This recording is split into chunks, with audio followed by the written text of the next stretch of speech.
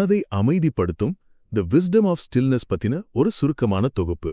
எதிர்காலத்தை நினைச்சு நமக்கு வர பயம், பதற்றம் இதையெல்லாம் புத்தரோட புகழ்பெற்ற கலங்கிய நீர் கதை மூலமா எப்படி ரொம்ப ஈஸியா சமாளிக்கிறதுன்னு இதுல அருமையா விளக்கியிருக்காங்க.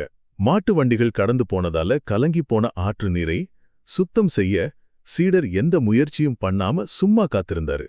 கொஞ்ச நேரத்துல அந்த தண்ணி தானாவே தெளிவாயிடுச்சு. இந்த உதாரணத்தை மனித மனசோடு ஒப்பிட்டு நம்ம பதற்றத்தை சமாளிக்க ஒரு 3 வழிகளை சொல்றாங்க. முதலாவது பொறுமைதாங்க. நாம பதற்றமா இருக்கும்போது அவசரப்பட்டு எந்த முடிவும் எடுக்கக்கூடாது. கொஞ்சம் யோசிச்சு பாருங்க. நம்ம மனச ஒரு கிளாஸ் தண்ணிக்கு ஒப்பிடலாம். நாம் அதை சும்மா கலக்காம அப்படியே வச்சா மட்டும்தானே உள்ளே இருக்கிற சேறு கீழே படிஞ்சு ஒரு தெளிவு கிடைக்கும் இல்லையா?